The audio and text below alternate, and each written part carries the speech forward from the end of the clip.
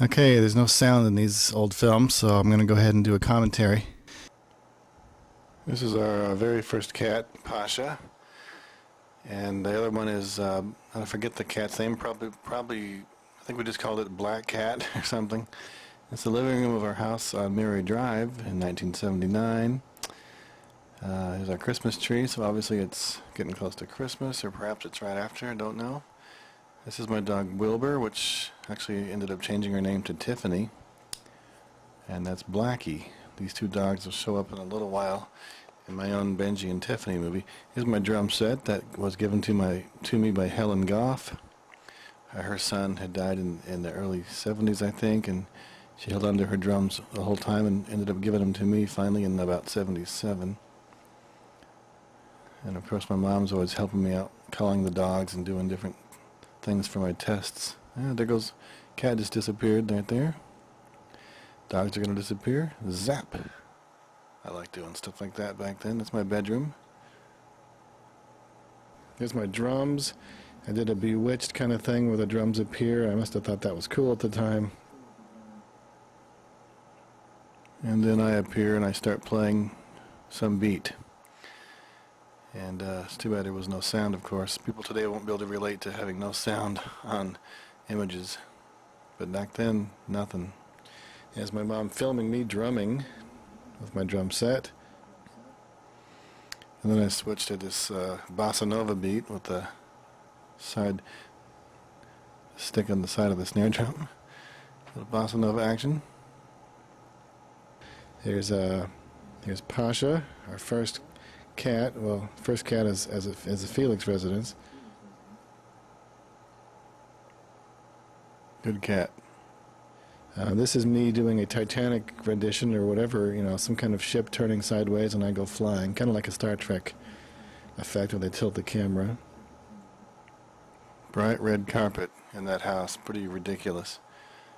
But it went with all the Victorian furniture and stuff. There's those two cats, they sure were buds, weren't they? It's me and my mom in the mirror.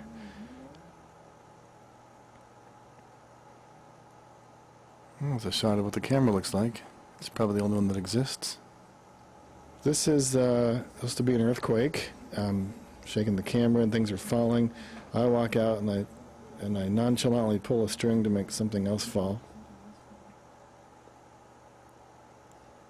Oh yeah, you can't tell I'm pulling it. Fire. Here's a shot of Andy coming home. He didn't know I was filming him and I was waiting forever for him to walk in, wasting all this film until he finally came in and cut.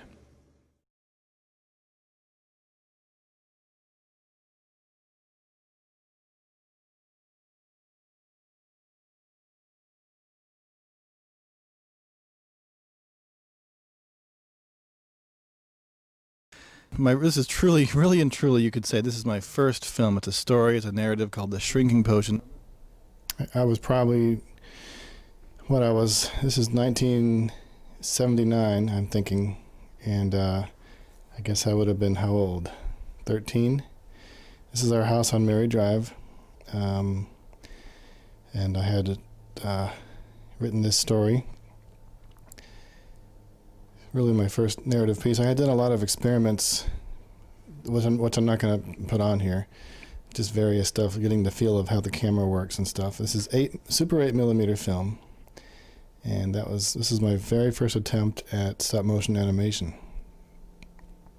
It kind of blows my mind that I actually thought that it would match. I put on this blue outfit, only blue outfit I could come up with to match the blue doll.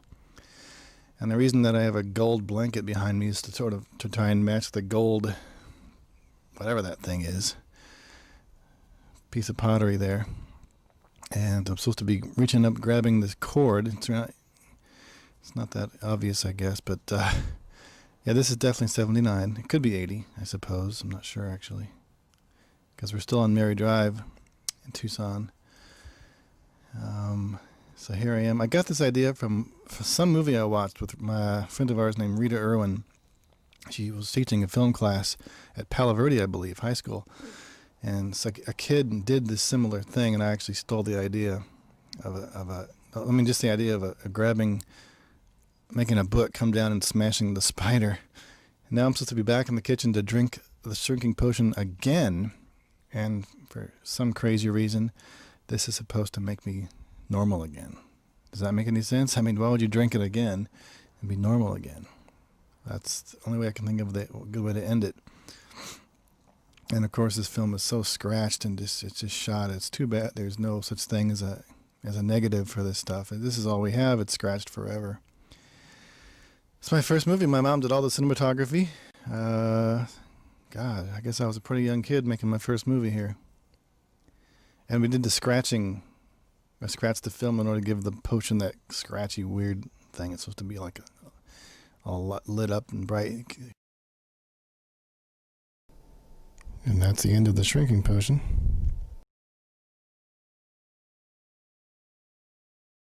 Well, you can't even read these credits. I shot him in the bathtub. Special thanks to Andy Felix. Without him, this movie could not have been made because I credited him with buying me the camera as a Christmas present. And then the rest of this particular film roll at the time was just like first and only improvisation. I just made this bizarre and rather disturbing story up, experimenting with a body replaced by a dummy, and so that violent things could be done to it. It's pretty messed up. I don't know what came over me on this. It's a rare time when my mom had black hair, which she didn't like and never do too often, if ever.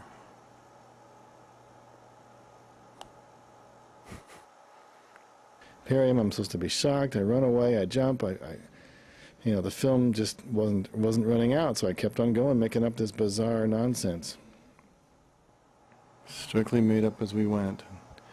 Different. I was fascinated by this dressing up a dummy. That's another bizarre little skit, I suppose you'd call it, where my poor mom walks up, and I'm playing the guitar and accidentally bonk off her head. Yeah. Actually, I really edited it. You can see that was edited. That wasn't quite so fast in the raw footage. Oh, look at this tripod. Oh, I'm shocked I pass out. Another bizarre little thing. Knocked this person's head off. Okay, here's Benji and Tiffany. This is my tribute to, of course, the Benji movies. I was really into Benji in the mid-'70s. And I had two dogs that I thought I'd make my own Benji movie. So here it is. I could never get them to just walk from point A to B. They always would run. I'd say, come on, dogs, and they'd run, never walk. Bad acting. And again, this is Blackie and Tiffany, their real names, my dogs. Blackie died in 1983. He was hit by a school bus, which I never actually saw, or, the body or anything. I was told this by other school kids that saw it happen or something, and very, very sad day. And then Tiffany died in 1990 by being put to sleep. She ended up with a nasty, raspy coughing problem that the vet said was unfixable. She was put to sleep, but she lived a long time. She was born in 76, so whatever, do the math. So here's my little take on Benji and Tiffany. I was very infatuated with Benji. And those movies were so sad that the way they could elicit emotion from these dog actors, and it really had me hooked. This is supposed to be Benji in some abandoned house, just like in the original 1974 version. Here we have the passage of time to wake up and go do some more fun stuff in the town. Yeah, there they go running. I wish they would just walk, do a nice little walk. Why run? The point of view shot, too bouncy. Dirty old backyard. I'm going to send this tape to the people that own this house just for the fun of it and see if they'll let me take pictures or visit it or something, or just send me a tape. And here's brain damaged Tiffany, who's a complete goofy dog, but good dog, harmless, good animals, good pets. Tiffany would always sit there and stare at me when I'm filming. I'd say, "Don't look at me, look natural." And Blackie was the better actor. Back inside the abandoned house, Benji brings Tiffany over to the bed for another nap, I suppose. Aw, look at the love. Actually, they're not lovebirds at all. They're both girls. That's the thing. They're both girls. I wanted to die Blackie's hair brown to make it look more like Benji. I was seriously into Benji. 1977, For the Love of Benji.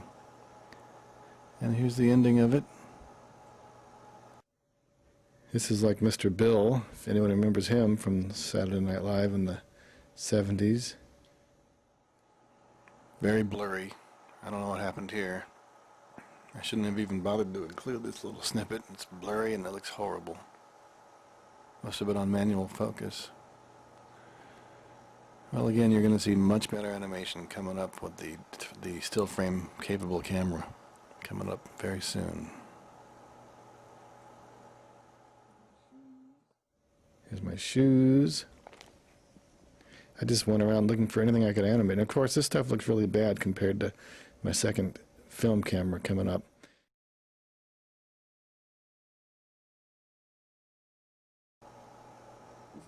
This is actually one of Andy's favorite things I ever did, having this little creature just disappear into the stove. It's kind of a cool idea. It's just so choppy. And I've got that idea from somewhere. Almost all these experiments were copied from something I'd seen elsewhere. Sesame Street or something like that.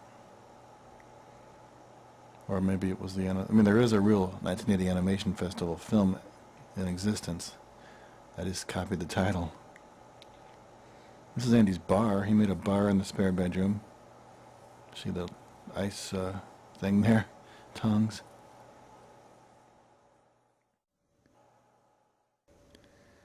Here's my idea of how they did the Wonder Woman effect, where she would spin and turn into Wonder Woman. This is probably 1979, I believe, when I first started making films.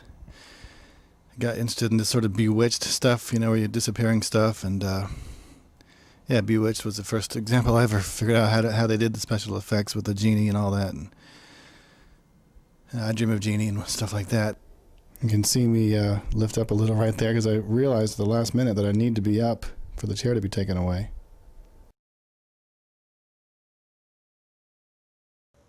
Playing around with plates. We're back in the kitchen here on Mary Drive. Lived there from 70 to 80, 10 whole years, off and on. Now here's me and Philip again. I punch myself out when this is over in a second. This is all this stuff messing around with our camera.